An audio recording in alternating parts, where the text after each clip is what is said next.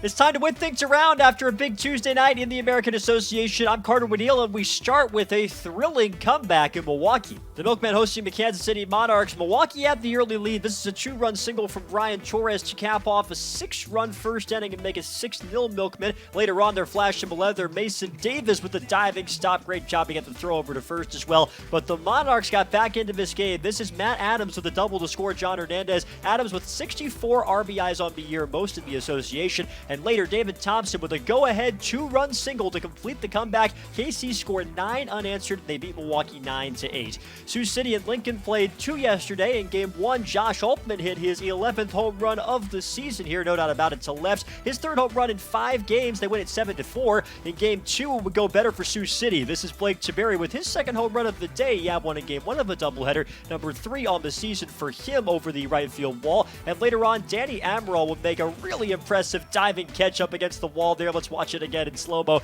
X's win Game 2 by a score of 10-5. Winnipeg taking on Chicago, and those power hitters for Winnipeg continue to mash. Max Murphy, this is his 20th home run of the year and his 6th in his last 8 games. He's on a tear. And later, David Washington hitting right-handed. He usually bats lefty, but he blasts his 16th home run of the season anyway, and the Goldeyes win 12-2 in Chicago. Kane County taking on Lake Country. Jimmy Kerrigan with one of 2 home runs that he would hit in this game. He is now at 20 on the season, one off the league lead, also leading the league in WAR per Steve Schuster. But the Dog Hounds will take control. Daikon Yo goes yard here, 2-run home run number 3 of the season for him. And then later on, Gio Brusso would hit his 13th of the campaign. The Dog Hounds hit 5 homers in this game. They beat King County 10-6. Gary South Shore taking on Cleburne, and Gary South Shore would end the Railroaders' winning streak last night. Harrison Francis earned the win. 6 2/3 innings of 2-run baseball, strikes out 10 Cleburne hitters, and the offense did plenty. 5th inning, this is Michael Woodworth with a 2-run double. 7 different Railcats drove in at least 1 run in this game, and Gary South Shore wins 13-5. Fargo-Moorhead got the W last night as well. Davis Feldman was the man who earned the win on the bump at the Birdcage. 6 innings, 3 runs, strikes out 5. Not bad at that ballpark. And in the 3rd inning, Manuel Boscan with his 12th home run of the season to dead center in Sioux Falls. Not easy to do.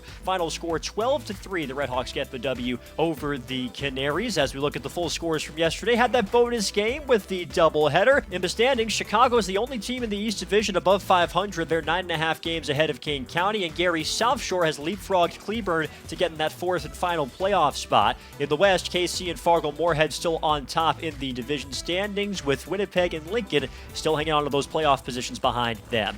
Tonight in the American Association, we've got an early game between Winnipeg and Chicago and everything else later. We'll see if Milwaukee can get back at the Kansas City Monarchs after that exciting game last night between those 2 teams. And you can watch every single game all season long at aabaseball.tv. I'm Carter Woodiel for the American Association, where we play to win.